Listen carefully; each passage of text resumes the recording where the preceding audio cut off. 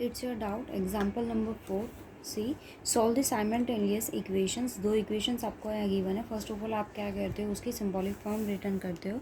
So its symbolic form is d square minus 3. मैंने x को common रखा है, minus 4y equal to 0. Now next one is coefficient of x is only x. Now it's a d and coefficient is y, so plus d square plus 1 into y. Okay, first we eliminate y. So coefficient of y in fourth equation is d square plus 1 and in third equation is minus 4. So multiplying third by d square plus 1 and fourth by 4 and then adding. So we have d square minus 3 d square plus 1 x minus 4 d square plus 1 y plus x 4x plus 4 d square plus 1 y equal to 0. So we have d square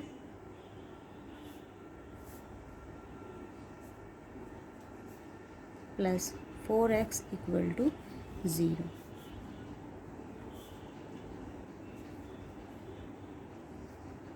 Now multiply these both equations. 3d square plus d square minus 3 plus 4. I am taking x common.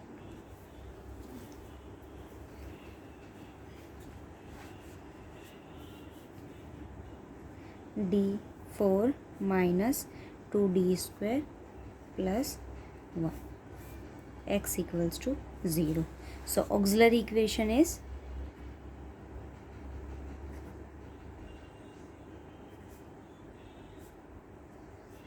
d4 minus 2d square plus 1 equal to 0, and this equation is d square minus 1 whole square equal to 0. So roots is plus minus 1 plus minus 1.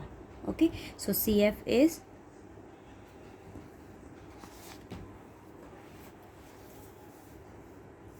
C1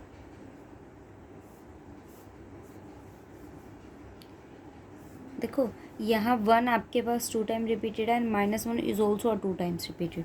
so solution is C1 t C2 e raised to power t plus C3 plus t C4 e raised to power minus t. Here the right hand side is 0, so we are not finding a pi. So solution, this CF is a complete solution. So value of x is C1 plus t C2 e raised to power t plus C3 plus t C4 e raised to power minus t. For finding the value of y, you have to find out double derivative with respect of x with respect to t. So now differentiate it with respect to x. So dx over dt is, first differentiate it, c1 plus t c2 e raised to power t. Now e raised to power t is as it is differentiated, this derivative is 0 and this t et. T is 1, so c2. Okay, now differentiate it. First I am differentiating e raised to power minus t, so minus e raised to power minus t. This one is as it is c3 plus t c4. Now e raised to power minus t is as it is, differentiate this term, its derivative is 0 and this one is 1, so c4. You have dx over dt is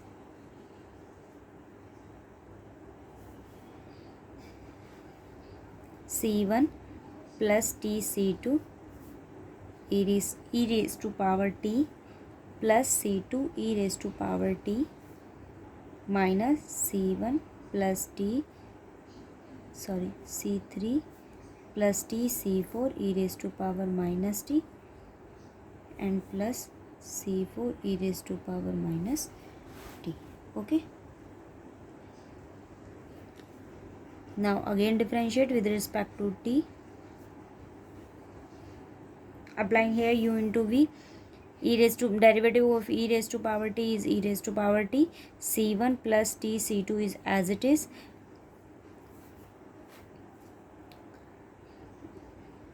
This one is as it is. Differentiate it with respect to t is C2 plus differentiate C2 is as it is, e raised to power t is et. Now again differentiate it minus as it is.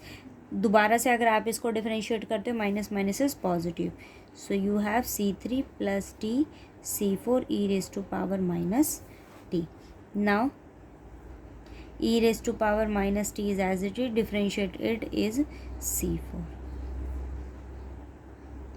plus C4 e raised to power minus t.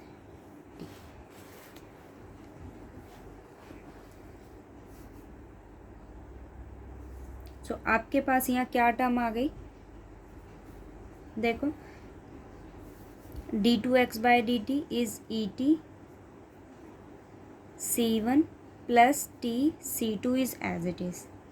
आप इस term को देखते हो तो आपके पास यहाँ value क्या है, 2 times of C2 e raised to power t. Okay sorry, इसको यहाँ डिफरेंशिएट करेंगे, C4 is as it is, इसको डिफरेंशिएट करेंगे तो नेगेटिव हो जाएगी. ठीक है, ये क्या आ गया, -2 time of C4 e raised to power minus t and this one is as it is e raised to power minus t C1 plus t C2.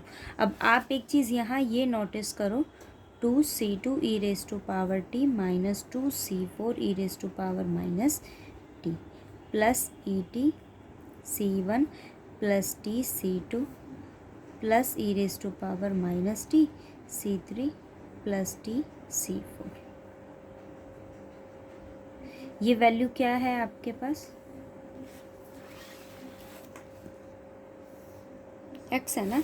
सो आपके पास वैल्यू क्या आ गई, d2x dt square equals to 2C2 e raised to power t minus 2C4 e raised to power minus t and this one is x. अब आप इसकी value को substitute करो given equation में. हम y की वैल्यू यहाँ से फाइंड आउट कर रहे हैं इस इक्वेशन के थ्रू. सो आपके पास g2 की वैल्यू है -3x. देखो इक्वेशन मेरे पास क्या है, d2x over dt square -3x minus 4y equal to 0. अब you have 4y equals to d2x over dt square -3x. अब आप वैल्यू सब्स्टिट्यूट कीजिए, 4y is as it is, d2 is this 2C2 e raised to power t minus C4 e raised to power minus t plus x minus 3x.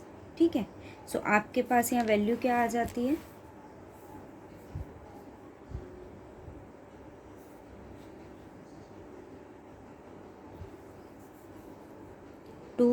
C2 e raised to power t minus 2C4 e raised to power minus t.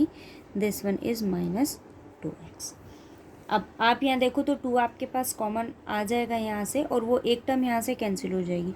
सो क्या आया, 2y equals to C2 e raised to power t minus C4 e raised to power minus t minus x.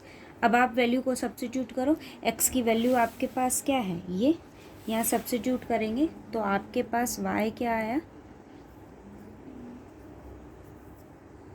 देखो 2 को मैंने पहले as it is रखा, C2 e raised to power t minus C4 e raised to power minus t and value of x is C1 plus t C2 e raised to power t. बाहर negative है सो दोनों term आपके पास negative हो जाएंगी, C3 plus T C four E raise to power minus T. ये coefficient of E raise to power minus T है, ये भी है। सो मैंने दोनों को कंबाइन कर लिया, आपके पास वैल्यू क्या आ गई, C1। यहाँ से एक term e raise to power t आपके पास यहाँ है और एक term e raise to power t, दो टर्म्स हैं आपके पास यहाँ, तो दोनों टर्म्स में से मैं कॉमन ले लूँगी और एक आपके पास क्या E raise to power minus T. So क्या टर्म्स आपके पास बनेंगी, C3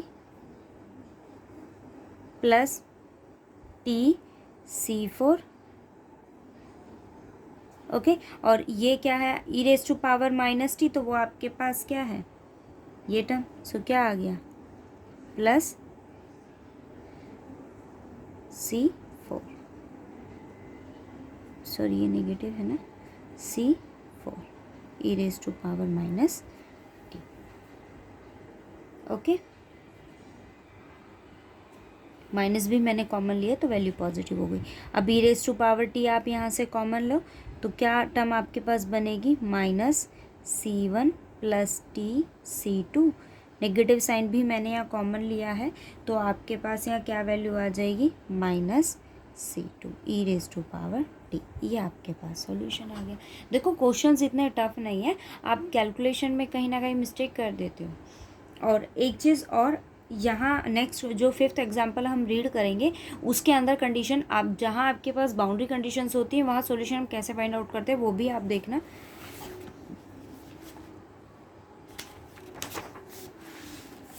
देखो 5th क्वेश्चन को अगर आप देखते हो तो वो आपको क्या कहता है, t into d x over d t plus y equals to zero, t d y by D t plus x equals to zero, given that. उसने दो बाउंड्री कंडीशंस आपको गिवन आउट किया।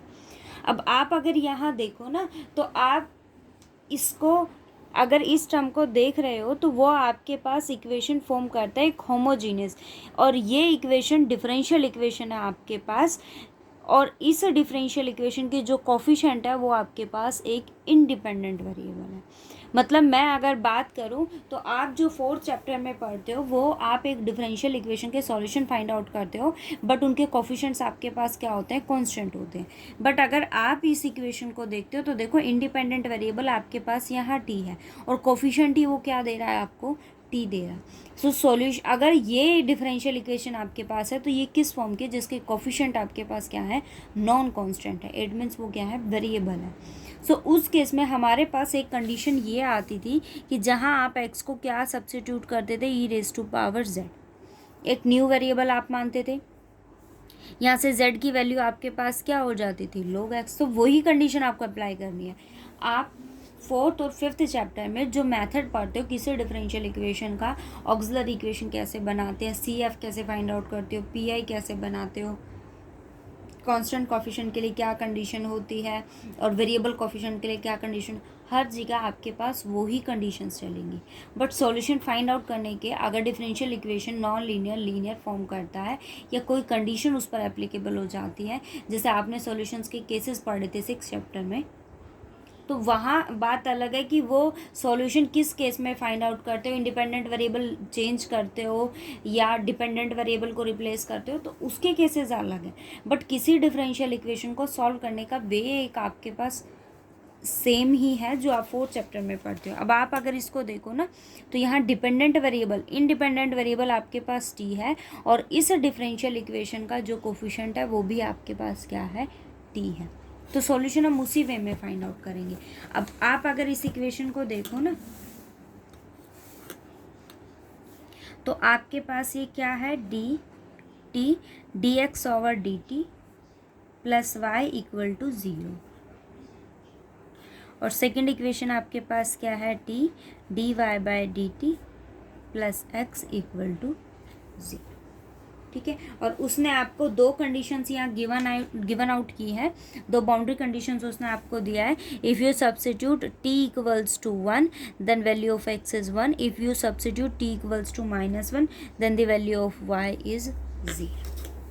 ओके, अब आप इसके सॉल्यूशंस को देखो। ये डिफरेंशियल इक्वेशन मेरे पास कैसी है, 1 ऑर्डर है और इस डिफरेंशियल इक्वेशन का आपके पास डिग्री कैसी है, 1 है। अब आप अगर यहाँ देखो ना, तो मैंने क्या किया, ये दो टर्म्स आपके पास, दो इक्वेशन आपके पास यहाँ फॉर्म करती हैं। सो फर्स्ट मैंने यहाँ क्या किया, इन दोनों इक्वेशंस को डिफरेंशिएट किया। अगर आप डिफरेंशिएट करते हो इस इक्वेशन को, तो आपके पास क्या वैल्यू फॉर्म करेगा, ये t as it is d2x/dt² plus differentiated with respect to t is 1 plus dy/dt equal to 0। Okay, और एक कंडीशन और ज़रा माइंड में रखना कि आप जो भी डिफरेंशियल, वहाँ अगर होमोजेनियस की मैं बात करूँ, जो 5th चैप्टर में आपने केसेस पढ़े हैं, वहाँ आपकी एक कंडीशन ये होती थी कि अगर आपके पास x है और d/dx आता है तो हम उसको d लेते हैं। अगर स्क्वायर हो तो वैल्यू क्या आ जाती है, d/d-1 अप टू ऐसे उसको ऑपरेटर को आप चेंज करते हो। तो वही कंडीशन हमें यहाँ अप्लाई करनी है। अब आप अगर इसको देखो ना, तो ये आपके पास क्या है, t/dx/dt, बट यहाँ वेरिएबल आपके पास चेंज हो जाता है। ये dy/dt है तो वेरिएबल आपके पास यहाँ क्या है, x है। सो मैंने इसको क्या करा, अगेन डिफरेंशिएट किया। अब एक इक्वेशन आपके पास ये हो गई। यहाँ अगर आप देखो ना, तो ये जो टर्म है मेरे पास क्या है, t d2x/dt² dx/dt plus dy/dt। सो मैंने यहाँ क्या किया, जो आपके पास गिवन इक्वेशन है, ये गिवन इक्वेशन है ना। अब अगर आप इसको देखो तो ये 2 है। हम क्या देखते थे कि जो इक्वेशन जितने टाइम्स आप उसका, मतलब जो भी डिफरेंशियल इक्वेशन का ऑर्डर होता है, उसका कोफिशिएंट आपके पास उतनी डिग्री का होना चाहिए। सो मैंने क्या किया, इस इक्वेशन को मल्टीप्लाई कर दिया किससे, t से। So you have t² d2x/dt² plus t dx/dt plus t dy/dt। और ये आपको पता है कि सेकंड इक्वेशन में ये आपके पास फर्स्ट इक्वेशन है और ये क्या है, सेकंड इक्वेशन है। सो सेकंड इक्वेशन में आपके पास t dy/dt की वैल्यू क्या है, -x। तो मैंने उसको यहाँ सब्स्टिट्यूट कर दिया, या आप ये करिए कि दोनों को आप सब्ट्रैक्ट कर दीजिए तो भी आपके पास उसकी वैल्यू आ जाएगी। तो आपके पास इक्वेशन क्या बनी, 2dx/dt² प्लस t dx/dt, और इसकी वैल्यू क्या है, -x। देखो, अगर यहाँ आपके पास कोफिशिएंट इसका मतलब वेरिएबल नहीं होता ना, तो आप सिंपली सॉल्यूशन, इसको d सब्स्टिट्यूट करते, ये y रह जाता, इसका कोफिशिएंट आपके पास d हो जाता। यहाँ आपके पास y का कोफिशिएंट d हो जाता, तो आप इसको d से मल्टीप्लाई कर देते, और ये तो है d, तो उसमें आपको कोई चेंजमेंट करने की नीड नहीं होती फिर उसके बाद। बट ये क्या कहता है कि यहाँ इंडिपेंडेंट वेरिएबल आपके पास आ गया। ये डिफरेंशियल इक्वेशन आपको दे रहा है, बट कोफिशिएंट आपके पास क्या है, इंडिपेंडेंट वेरिएबल, एक वेरिएबल फॉर्म कर रहा है। कोफिशिएंट इसका कांस्टेंट नहीं है, ठीक है। सो उस कंडीशन में आपको यहाँ ऐसे, मतलब ये x है और ये y है। सो मैंने यहाँ क्या किया, यहाँ dy/dt था, तो मैंने इस इक्वेशन को डिफरेंशिएट किया। इस इक्वेशन को डिफरेंशिएट करके मैंने ये 2 ऑर्डर आपके पास हुआ। सो मैंने इसका भी ऑर्डर 2 बनाया, और t dy/dt की वैल्यू को मैंने सब्स्टिट्यूट करके वैल्यू किस में, ये कंप्लीट इक्वेशन अब आपके पास किस में हो गई, x में हो गई, ठीक है। अब यहाँ से आप x की वैल्यू निकाल सकते हो, और यहाँ सब्स्टिट्यूट करके आप y की वैल्यू निकाल सकते हो। तो ये चीज़ माइंड में रखना कि अगर कोई भी डिफरेंशियल इक्वेशन आप अगर सॉल्व कर रहे हो ना उसको, तो आपके पास वो करेक्टली फॉर्म करता है कि नहीं, ये आपको चेक करना पड़ेगा। अब आप इसको सब्स्टिट्यूट कर दीजिए। यही कंडीशन हमारे पास होती है कि हम इंडिपेंडेंट वेरिएबल को क्या लेते हैं, EZ लेते हैं। सो मैं अभी यहाँ t को क्या लूँगी, EZ। सो log t आपके पास क्या हो जाएगा, z। ओके, आप सब्स्टिट्यूट कर दीजिए। ये वैल्यू आपके पास क्या हो जाएगी, d/d-1x प्लस ये आपके पास क्या है, dx - x इक्वल्स टू 0। सो क्या इक्वेशन आ गई, d/-1 plus d-1 x equals to 0, ठीक है।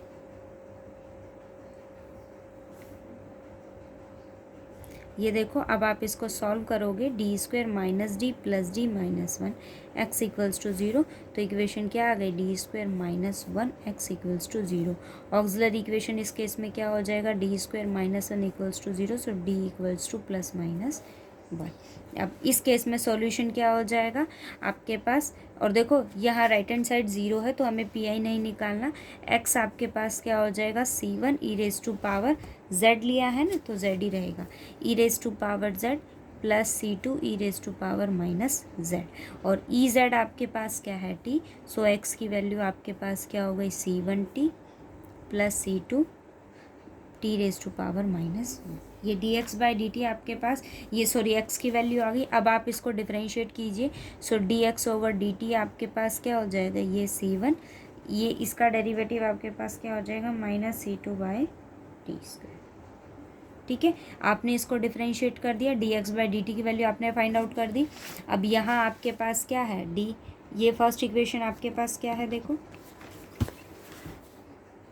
T into d x by D t है, ये D x by D t है ना, सो आप यहाँ से वैल्यू डालो, d x by D t क्या है c1 माइनस, क्या इक्वेशन है फर्स्ट आपके पास,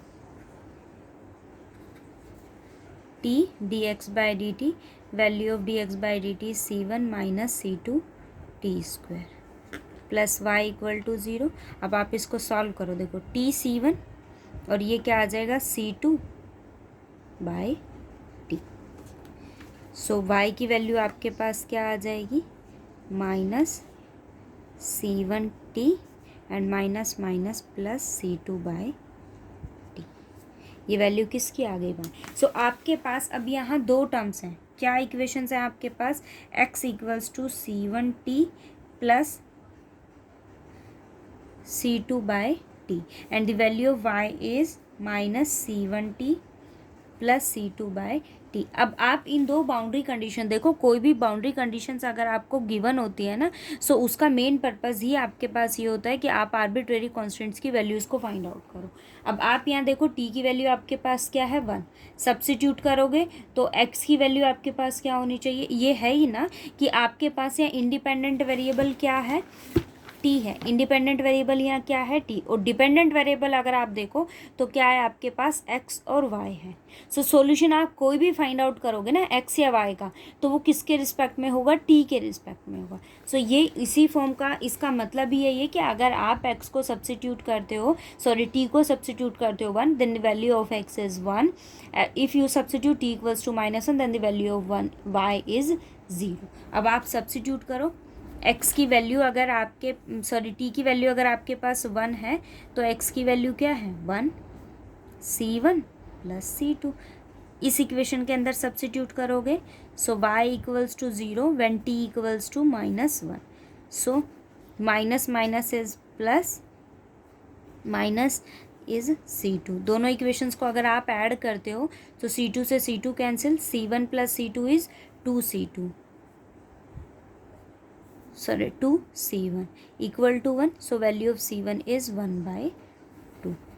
ओके, अब आप c1 की वैल्यू को सब्स्टिट्यूट कर दो यहाँ पर, 0 equals to 1/2 minus c2, so value of c2 is again 1/2।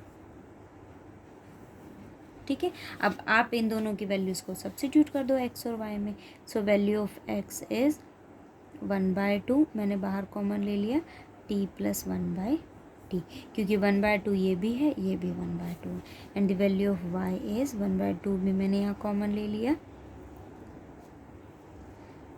1/t minus t, ये सॉल्यूशन है। ठीक है, एक डाउट और आपका है, ये देखो d x by D t equals to 2y, d y by D t equals to 2z, ये बहुत इंटरेस्टिंग है क्वेश्चन, और मोस्टली मतलब ऐसा देखा है, मेरा जो एक्सपीरियंस है उसके अकॉर्डिंग मैं आपको बता रही हूँ कि ऐसा एक क्वेश्चन देखने को मिलता है एग्जाम में, d x over d t equals to 2y, d y by D t equals to 2z and d z by D t is 2x। ये तीन इक्वेशंस आपको यहाँ गिवन है, ये वही कंडीशन आ रही है जो आपके पास इसमें थी कि अगर ये x है यहाँ y, आप सब्स्टिट्यूट करते हो इसको d ले सकते हो, बट ये आपके पास कोफिशिएंट नहीं बनाता और ये वेरिएबल हो जाता है आपके पास। अगर आप इसको देखो ना तो यहाँ मेरे पास क्या है d x by D t equals to 2y, और आप फर्स्ट इन दो इक्वेशंस को अगर देखते हो, d x by D t equals to 2y but d y by D t is 2z, अगर आप देखो ना तो ये कहीं ना कहीं एक दूसरे से रिलेट है। D x by D T अगर आप इसको डिफ्रेंशिएट करते हो ना, सो इक्वेशन क्या बनेगी, d two x by D t square equals to 2 d y by D t. Okay, but the value of d y by D t is 2z, तो d two x by D t square की value आपके पास क्या हो गई, 4z हो गई। Again अगर आप इसको डिफरेंशिएट करते हो, so d cube by D t cube equals to 4 d z by D t and the value of d z by D t is 2x। तो वैल्यू क्या आ गई, 4 इंटू 2x इज़ 8x। मतलब एक relation है इनके बीच और कुछ नहीं है। सिर्फ देखो, अगर आप इसको अगर सॉल्व करने बैठते हो ना तो ये इक्वेशन आपके पास बनेगी। ये इक्वेशंस उसने आपको दिए ना, अगर आप इसको सिमेट्रिक फॉर्म में लिखते हो तो आपके पास क्या वैल्यू आ जाएगी।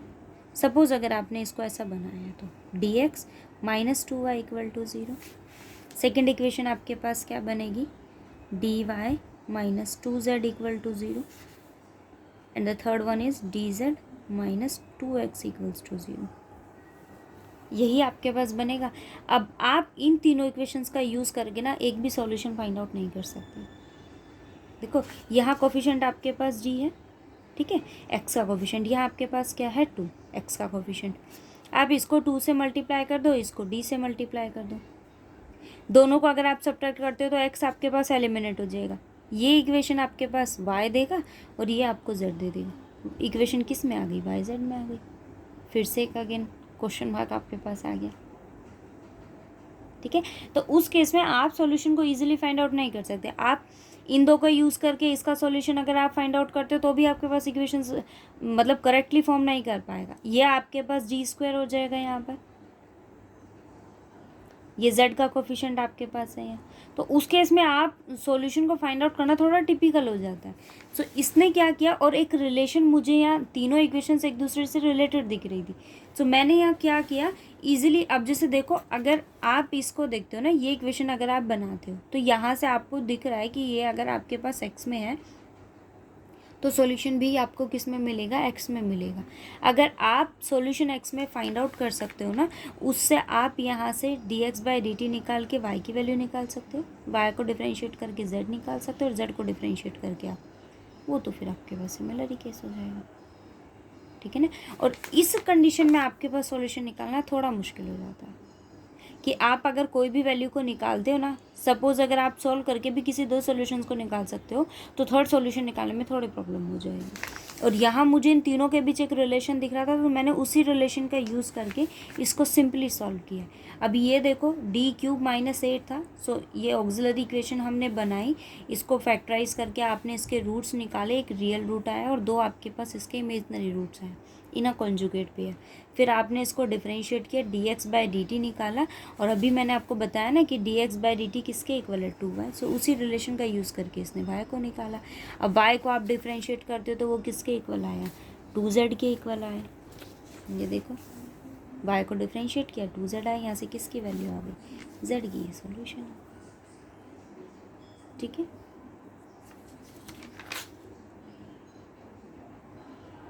ये ऐसा क्वेश्चन आपकी एक्सरसाइज में नहीं है, बट मेरे अकॉर्डिंग ये क्वेश्चन काफ़ी इंटरेस्टिंग है और मोस्टली ये आपको देखने को मिलता है एग्ज़ाम में। सो इसको अच्छे से करना, ठीक है। एक रिलेशन इनके बीच में था तो उसी रिलेशन का यूज़ करके हमने इस डिफरेंशियल इक्वेशन को सॉल्व किया और सॉल्यूशन को फाइंड आउट किया। फिर भी अगर आपको कहीं प्रॉब्लम आती है तो आप बताना।